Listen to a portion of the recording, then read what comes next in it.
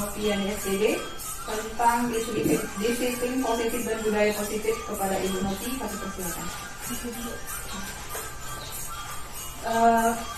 Bukan izin Bapak Ibu waktunya. Sambil diminum. Saya buka dulu. Assalamualaikum warahmatullahi wabarakatuh. Waalaikumsalam warahmatullahi wabarakatuh. Nah, jadi di sini Bapak Ibu, saya dan Pak Yugo tadi sudah dijelaskan bahwasanya kami di sini bukan untuk mengajari, tapi kami untuk berbagi apa yang kami dapatkan di Guru Penggerak. Nah, sebelum saya menyampaikan dan memaparkan materi, saya perkenalan dulu. Walaupun sudah kenal, perkenalan sedikit. Nama saya Noviani. Saat ini saya tinggal di Jalan Veteran di Gang SD 3. Dekat Bapak Jack ya? Iya. Tetangga, buka pintu tetangga. Kalau main ke sana boleh mampir, Bu. Iya. Namanya Bu Katerina. Iya. Saya lahirnya di Kepahyang, Ibu, tanggal 24 November tahun 1995. Mungkin tahun kan? Boleh dirayakan ya. dibanding Bapak Ibu, saya masih muda. Selain menikah. Selanjutnya riwayat pendidikan saya, kalau sekolah SD saya di dekat rumah saya di SD 3, SMP-nya saya di SMP 1 Kepahyang di pensiunan, SMA-nya saya di SMA 1 Kepahyang yang di hutan itu. Lalu saya melanjutkan jenjang S1 saya di jurusan PGSD di Universitas Bengkulu, dan pendidikan terakhir saya mengikuti PBG Prajabatan di UNIP pada tahun 2018. Nah, pengalaman saya mungkin kalau dibandingkan Bapak Ibu guru yang lain, saya masih sangat sedikit. Nah, saya pernah menjadi guru honor di SD 7 Kepahyang, itu di tahun 2018, tempatnya di Karangendah. Dan dari tahun 2019 sampai sekarang saya mengajar di sekolah kita ini di SD 8 Tebak Karai. Untuk kontak person, Facebook, IG, terlampir di papan. Status saya sudah menikah, bersuami satu, beranak satu. Itu sedikit identitas perkenalan dari saya. Kita langsung saja ke materi ya, Bapak Ibu. Ya. Mengefektifkan waktu. Nah, jadi tadi sudah dijelaskan sedikit sama Pak Yugo tentang kesepakatan kelas dan budaya positif. Nah, jadi keyakinan kelas ini erat kaitannya dengan peraturan. Nah, jadi kenapa sih kita harus punya peraturan? Kenapa peraturan saja? Kenapa tidak? Kenapa keyakinan kelas? Nah, ini seperti yang kita lakukan di kehidupan kita. Nah, misalnya nih, kalau kita berkendara, biasanya kan ada peraturan pakai helm. Nah, kenapa sih harus pakai helm itu? Kenapa, Pak? Biasanya kalau kita ada kecelakaan, kita tidak kenapa-napa. Kita lebih aman ya, Pak. Nah, itu kita kesadaran diri kita kan. Nah, itu kepentingan kita. Nah, sama seperti misalnya seperti kemarin pada waktu musim corona. Nah, biasanya kita cuci tangan, kita pakai masker. Itu juga kan demi keamanan kita. Itu motivasi intrinsik dari kita. Nah, begitu pula keyakinan kelas. Keyakinan kelas itu biasanya kan kita buat keyakinan kelas itu bersama anak-anak. Biasanya kalau anak-anak terlibat, jadinya anak-anak itu merasa, oh iya memang ini penting untuk saya. Nah, jadi anak-anak pasti dia mau gitu melakukan keyakinan kelas ini. Selanjutnya, nah ini ada peraturan dan keyakinan kelas. Nah, kira-kira kalau selalu kembali mengembalikan buku ke tempatnya, biasanya di perpustakaan. Nah, ini masuk ke dalam keyakinan kelas, biasanya mengajarkan anak untuk bersikap seperti apa, Bapak Ibu? Biasanya melatih anak untuk lebih bertanggung jawab. Seperti itu. Jadi keyakinan kelas kita mengajarkan anak kita untuk bertanggung jawab. Terus dilarang mengganggu orang. Nah, itu berarti kita mengajarkan anak kita untuk saling menghormati satu sama lain, gitu kan? Nah, terus ada juga hadir di sekolah 15 menit sebelum pembelajaran dimulai. Nah, itu juga melatih anak kita, itu sudah melatih anak kita untuk disiplin dan berkomitmen. Terus dilarang melakukan kekerasan. Nah, dilarang melakukan kekerasan ini juga melatih anak kita untuk menghormati orang lain dan keselamatan kita bersama. Terus ada juga dilarang menggunakan narkoba. Itu berkaitan erat dengan diri anak, yaitu tentang kesehatan. Nah, lalu bergantian atau menunggu giliran atau mengantri, yaitu belajar bersabar dan menghormati orang lain. Ada juga menggunakan masker dan juga jangan berlari di koridor sekolah. Nah, itu semuanya sudah mengarah kepada keyakinan kelas. Nah, untuk selanjutnya, ternyata Bapak Ibu, penghargaan itu tidak selamanya baik. Ternyata ada juga dihukum oleh penghargaan. Nah, di sini dihukum oleh penghargaan ini ada 5 perspektif ini. Ada pengaruh jangka pendek dan jangka panjang, ada penghargaan yang menghukum, ada juga penghargaan yang mengurangi ketepatan, dan penghargaan tidak efektif serta penghargaan merusak hubungan. Nah, pengaruh jangka panjang dan jangka pendek ini. Nah, ternyata penghargaan berlaku untuk mendapatkan seseorang melakukan sesuatu dalam jangka waktu pendek. Nah, misalnya kalau seperti misalnya kita di kelas nih, kita memberi penghargaan. Kalau kalian dapat nilai paling tinggi, kalian akan dapat penghargaan dari ibu, dapat hadiah. Nah, ternyata itu kurang bagus. Kenapa? Karena anak hanya akan termotivasi jika diberi hadiah, jika diberi penghargaan. Kalau tidak, malah saya tidak dapat penghargaan. Nah, gitu kira-kiranya. Kalau untuk jangka pendek. Terus yang kedua, jika kita menggunakan penghargaan lagi dan lagi, maka orang tersebut akan bergantung pada penghargaan yang diberikan serta kehilangan motivasi dari dalam. Nah, seperti yang tadi saya sampaikan, jadi kalau dikasih hadiah terus-menerus, dia tidak ada motivasi dari dalam dirinya. Dia cuma mengharapkan imbalan tadi, penghargaan tadi. Terus, jika kita mendapatkan penghargaan untuk melakukan sesuatu yang baik, maka selain kita senantiasa berharap mendapatkan penghargaan tersebut lagi dan lagi. Kita pun menjadi tidak menyadari tindakan baik yang kita lakukan itu. Kita senantiasa cuma mengharapkan penghargaan itu. Nah, lalu selanjutnya penghargaan merusak hubungan. Nah, ketika seseorang diberikan penghargaan atau dipuji di depan orang banyak, maka yang lain akan merasa iri.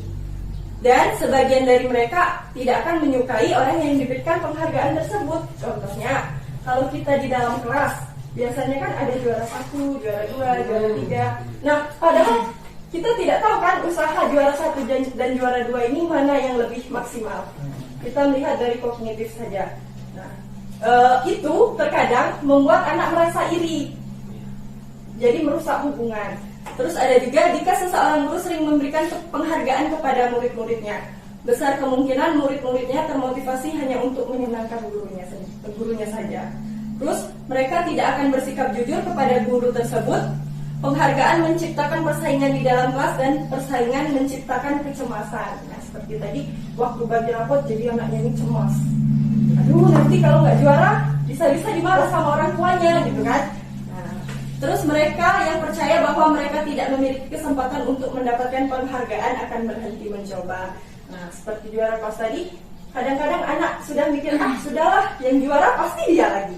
Jadi anak-anak jadi malas untuk mencoba kan. Nah, makanya terkadang penghargaan itu ada juga dampak negatifnya ternyata. Nah, ini ada beberapa tindakan antara hukuman dan konsekuensi. Nah, hukuman itu biasanya bersifat mendadak seperti itu. Nah, sedangkan konsekuensi ini didapatkan dari kesepakatan kelas. Misalnya, kalau kamu datang terlambat, kita punya kesepakatan apa misalnya? Kamu harus nanti waktu istirahat tidak boleh istirahat, kamu belajar. Nah, itu konsekuensi. Sedangkan kalau hukuman itu biasanya bersifat mendadak. Misalnya waktu upacara anak datang terlambat. Nah, karena kamu terlambat, kamu harus lari 10 keliling lapangan. Nah, anak-anak biasanya tidak tahu. Nah, itu perbedaan konsekuensi dan hukuman. Nah, seperti ini, kalau yang pertama mencatat 100 kali di dalam buku kalimat saya tidak akan terlambat lagi karena terlambat ke sekolah, itu merupakan hukuman atau konsekuensi Bapak Ibu? Konsekuensi, benar atau salah ya? Ternyata termasuk ke dalam hukuman karena itu tidak ada biasanya kesepakatan di kelas. Lalu yang kedua, lari mengelilingi lapangan basket 2 kali karena terlambat hadir di sekolah. Itu juga termasuk hukuman. Nah, Yang ketiga, murid diminta untuk push up 15 kali karena tidak menggunakan masker ke sekolah. Itu juga hukuman. Lalu yang keempat, mengganti kertas tugas teman yang telah dicoret-coret. Nah, itu termasuk konsekuensi karena itu ada itu ya, kita sama teman kan pasti ada konsekuensinya. Lalu yang langsung ke yang terakhir saja, lari mengelilingi lapangan basket 2 kali karena terlambat 10 menit untuk pelajaran TGOK. Nah, itu ada keterangan waktunya, kalau 10 menit 2 kali, mungkin kalau 15 menit jadi 3 kali. Nah, itu termasuk konsekuensi. Selanjutnya, nah ini Bapak Ibu, penampilan apa? Perbedaan antara hukuman dan konsekuensi. Nah, hukuman itu sesuatu yang menyakitkan yang harus terjadi, sedangkan kalau konsekuensi itu sesuatu yang harus terjadi tapi tidak menyakitkan. Kenapa? Karena kita sudah tahu, kita sudah buat kesepakatan bersama. Nah, lalu membuat anak merasa sakit baik fisik maupun hatinya untuk jangka waktu yang lama. Sedangkan kalau konsekuensi itu membuat anak merasa tidak nyaman dalam jangka waktu yang pendek. Kenapa? Karena tadi sudah ada kesepakatan.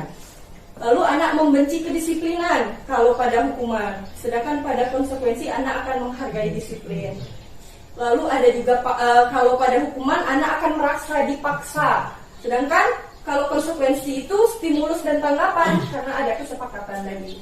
Lalu pada hukuman mendorong anak menyakiti diri sendiri dan anak akan memiliki konsep diri yang buruk. Anak juga akan belajar menyembunyikan kesalahan. Jadi mereka tidak mau jujur. Karena mereka kalau jujur akan dihukum. Nah, jadi anak merasa takut. Karena itu tadi anak akan merasa marah, rasa bersalah, dipermalukan dan merasa tidak dihargai. Sedangkan kalau pada konsekuensi mendorong anak agar mudah menyesuaikan diri. Lalu anak juga akan memiliki konsep diri yang baik. Anak akan belajar mematuhi peraturan. Lalu kehilangan hak dibuat tidak nyaman dan diasingkan untuk sementara. Nah, ternyata sangat jauh sekali perbedaannya ya Bapak Ibu, hukuman dan konsekuensi ini.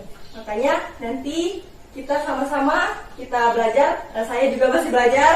Nanti kita sama-sama belajar membuat keyakinan kelas. Jadi anak-anak kalau mereka diikut sertakan dalam membuat keyakinan dan kesepakatan kelas, pasti mereka mau melaksanakannya.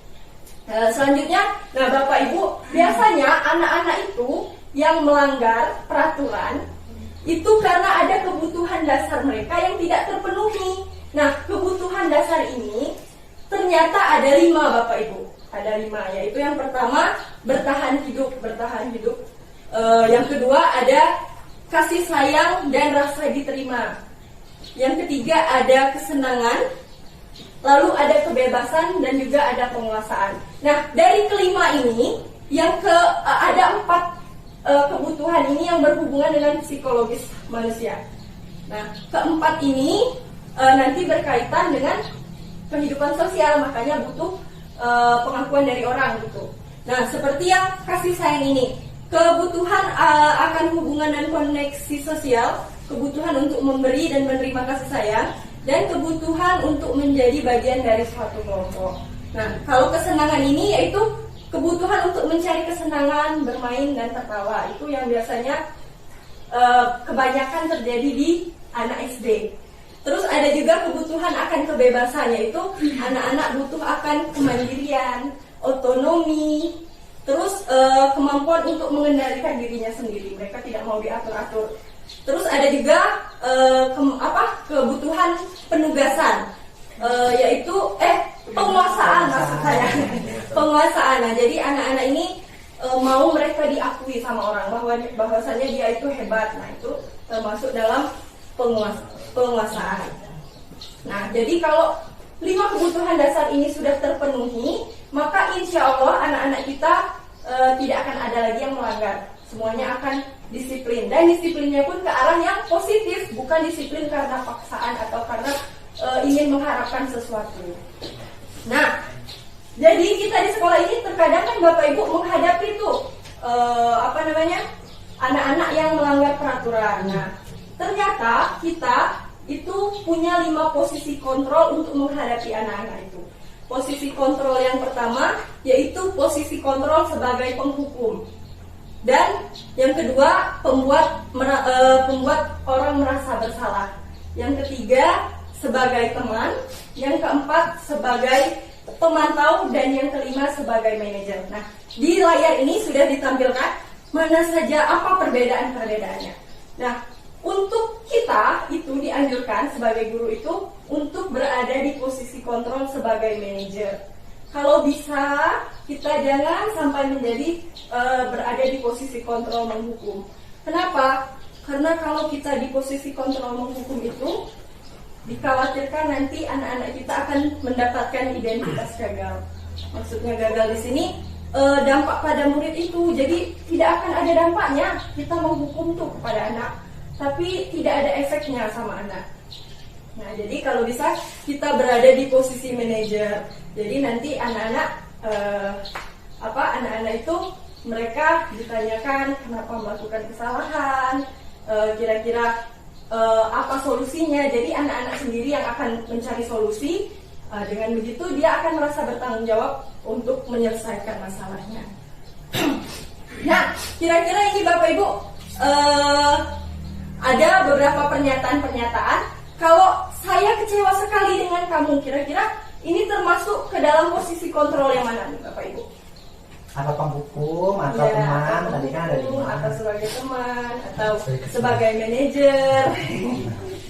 Coba aja teman ya. Teman, coba. Kak, Ternyata membuat rasa bersalah. Nah, jadi aduh saya kecewa sekali dengan kamu. Nah, jadi itu sebagai pembuat rasa bersalah. Nah, selanjutnya kamu tidak pernah benar melakukannya, Tetap membuat orang bersalah. membuat orang merasa bersalah. ternyata Sama-sama. Selanjutnya, ayolah lakukanlah demi ibu. Tolonglah Teman. sebagai teman. Supaya itu Poin. Nanti kita catat Pak. Selanjutnya yang keempat, apakah kamu mau mendapatkan stiker bintang hari ini? manajer. Manajer, pemantau. Selanjutnya yang kelima, bagaimana kamu bisa menyelesaikan masalah ini? Manajer. Nah, baru itu yang manajer. Lalu kamu selalu yang paling terakhir. Menghukum. nah jadi Bapak Ibu pilih yang mana? Oke, nah jadi langsung menepi. Saya lanjutkan. Nah, jadi Bapak Ibu, dari kelima posisi kontrol itu tadi kita dianjurkan untuk menjadi posisi manajer. Nah, untuk menjalankan posisi manajer itu kita bisa menerapkan yang namanya restitusi. Nah, apa sih restitusi itu? Nah, restitusi itu ternyata adalah proses menciptakan kondisi bagi murid untuk memperbaiki kesalahan mereka, sehingga mereka bisa kembali pada kelompoknya dengan karakter yang lebih kuat. Nah, tuh, jadi anak-anak tidak merasa rendah diri ketika mereka kembali kepada kelompoknya. Lalu restitusi ini juga merupakan proses kolaboratif yang mengajarkan murid untuk mencari solusi untuk masalah mereka dan membantu murid berpikir tentang orang seperti apa yang mereka ingin menjadi dan bagaimana mereka harus memperlakukan orang lain, seperti itu. Nah, restitusi ini punya ciri-ciri. Nah, ini 9 ciri-cirinya. Yang pertama, bukan untuk menebus kesalahan, namun belajar dari kesalahan. Yang kedua, memperbaiki hubungan, bukan merusak hubungan. Yang ketiga, ini bersifat tawaran, bukan paksaan. Kalau penghukum kan kita mau tidak mau harus dilakukan. Berarti kalau restitusi ini kita punya penawaran. Yang keempat, restitusi menuntun untuk melihat ke dalam diri. Yang kelima, restitusi mencari kebutuhan dasar untuk mendasari tindakan. Yang keenam, restitusi diri adalah cara yang paling baik. Yang ketujuh, restitusi fokus pada karakter, bukan tindakan. Yang kedelapan, restitusi fokus pada solusi. Lalu yang terakhir, restitusi mengembalikan murid yang berbuat salah menjadi lebih baik pada kelompoknya. Nah, jadi kalau kita dihukumkan biasanya kita sering dihujat tuh. Nah, tapi kalau dengan restitusi ini biasanya tidak dihujat. Nah, restitusi ini Bapak Ibu dia punya 3 proses, 3 langkah-langkah. Nah, yang pertama itu dimulai dari menstabilkan identitas anak, lalu dilanjutkan dengan validasi kebutuhan, dan yang ketiga yaitu menanyakan keyakinan. Nah, makanya dari itu untuk melakukan restitusi ini nanti kita sama-sama membuat keyakinan kelas. Nah, pada menstabilkan identitas ini itu kita membuat anak bukan untuk membuat anak merasa gagal. Nah, ini karena berbuat salah itu bukan hal yang positif, tapi itu bisa diperbaiki. Nah, contohnya, misalnya kita berkata kepada anak untuk menstabilkan identitas itu, kita bisa berkata, berbuat salah itu adalah hal yang manusiawi, biasa. Bapak juga pernah kok melakukan hal salah seperti itu. Terus, tidak ada manusia yang sempurna, wajar kalau kita berbuat salah. Bukan malaikat. Kita bukan malaikat. Terus bisa juga kita mengatakan, kita pasti bisa menyelesaikan masalah ini. Semua masalah pasti ada solusinya. Terus pada yang kedua itu validasi kebutuhan. Nah, itu tadi ada 5 kebutuhan dasar manusia ini. Nah, itu biasanya kalau anak bermasalah pasti ada kebutuhannya yang tidak terpenuhi. Makanya kita perlu memvalidasi mana sih kebutuhan yang belum terpenuhi. Misalnya kesenangannya. Nah, nanti di sini kita akan membantu memenuhinya, tapi dengan cara yang positif. Nah, itu bisa ditunjukkan waktu kita bertatap muka sama anak dengan berkata, kamu bisa saja melakukan hal yang lebih buruk, tapi kamu tidak melakukannya, berarti kamu ini sudah hebat, kan? Terus juga kamu pasti punya alasan kenapa kamu melakukan ini. Kamu pasti tidak sembarangan saja melakukannya. Terus kamu juga, kita juga bisa mengatakan, kamu boleh tetap berusaha untuk menjaga sikap itu, tapi tambahkan sikap yang lain, yang baru, yang lebih baik, seperti itu.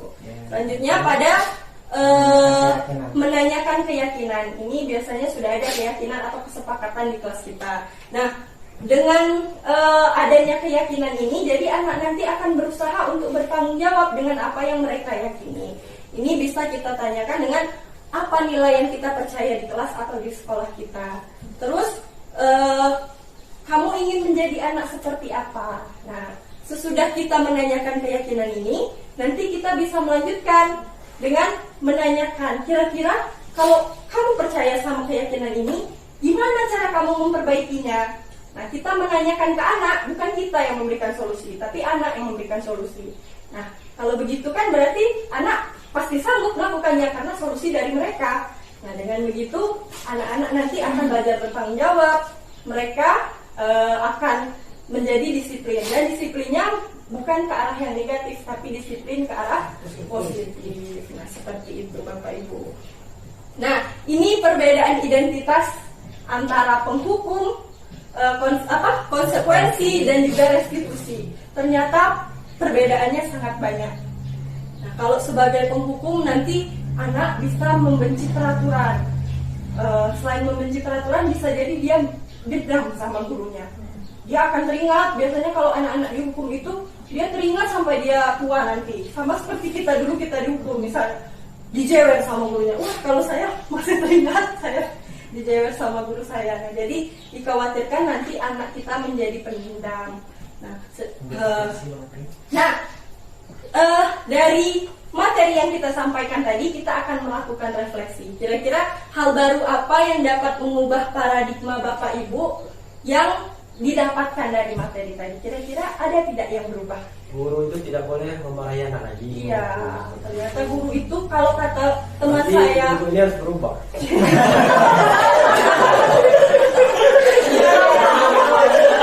Tapi ibu-ibu coba, bapak tidak.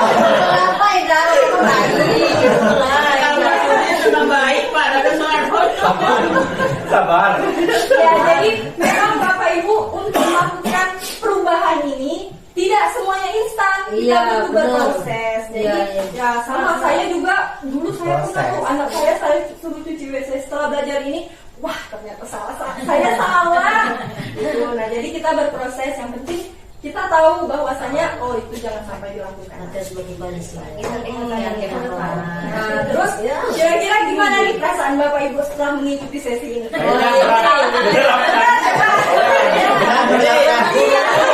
Sabar. Bukan Penyayang. Iya. Maaf. Jadi saya langsung aja dikit ya. Jadi waktu pertama kali kami mendapatkan materi ini dari guru penggerak, kami juga terkejut ya. Jadi ternyata saya pribadi, saya ternyata lah, saya di saya juga. Ternyata saya sudah agak melenceng dari apa yang sebenarnya harus diterapkan. Jadi bukan hanya orang lain saja, saya juga melenceng Bapak Ibu. Nah, tetapi memang hal ini tidak bisa seperti membalikan telapak tangan. Kita harus bertahap dan berguyur. dimulai dari diri sendiri, ya dimulai dari hal kecil dan dimulai dari sekarang. Ya, jadi itu. Jadi ada 5 posisi kontrol dari Bapak Ibu, ada penghukum, ada pemantau sebagai teman, terus sampai ke manajer tadi ya Bu Novi. Nah tinggal kalau bagusnya di manajer. Nah tapi diusahakan ke sana arahnya. Kalau bisa jangan sampai jadi penghukum. Iya. Kalau bisa. Nah itu saya garis bawahi untuk konsekuensi dan menghukum tadi. Jadi kalau konsekuensi itu Bapak Ibu, konsekuensinya itu masih berkaitan dengan hal tersebut. Contohnya misalnya saya merobekkan kertas Ibu Pareza, saya menggantinya dengan kertas itu sendiri, masih relevan, itu konsekuensi akibat dari hal yang dilakukan. Kalau misalnya seperti datang terlambat suruh nulis, saya tidak terlambat 100 kali kan tidak relevan. Yang tidak terlambat tiba-tiba harus nulis kertas, berarti itu hukuman. Nah kira-kira yang membedakan seperti itu Bapak Ibu. Jadi kalau konsekuensi dia masih masuk dengan hal yang dia lakukan salah itu, tapi kalau dia melenceng artinya itu sudah hukuman. Tapi bertahap aja ya. Lanjut Bu Novi. Maka nanti guru banyak. Nah ini Bu Novi, PR-nya Bu Novi. Nah, jadi nanti sudah mendapat materi tadi, sudah kita refleksi juga. Ini untuk tugas kita bersama. Kita sama-sama buat keyakinan di kelas kita masing-masing. Nah nanti bisa keyakinan kelas ini seperti yang ada dicontohkan di grup kemarin yang pernah saya buat saya buat di video kan, sudah dieditkan sama Pak Igo, sudah di share ke grup, bisa kita lakukan. Nah nanti kalau untuk masalah tampilan bisa dibantu sama kami nanti. Kami cetakkan. Jadi yang penting hasilnya ada ya Bu Novi. Hasilnya udah dapat, nanti lapor kami ini kesepakatan kelas 1, kelas 2 sampai ke kelas 6. Nanti untuk desainnya bisa kami bantu, untuk warna sepertinya juga nanti tinggal tempel di kelas. Jadi setiap kelas sudah punya penerapan kurikulum merdeka gitu ya. Nah ini contohnya tadi Bapak Ibu. Nah ini untuk contohnya, mulai dari kita minta dari anak-anak itulah kira-kira apa nih keyakinan yang bagus untuk kita. Jadi anak-anak dilibatkan, jadi mereka merasa memiliki keyakinan ini dan mau melakukannya. Tidak terlambat. Iya Bu. Iya memang seperti itu. Bio. Ya, jadi Bu Novi. Oke, nah jadi itu saja Bapak Ibu yang dapat kami sampaikan. Jikalau ada kesalahan dan kekurangan, itu sepenuhnya dari saya mohon maaf. Itu saja dari saya akhiri. Wassalamualaikum warahmatullahi wabarakatuh. Waalaikumsalam.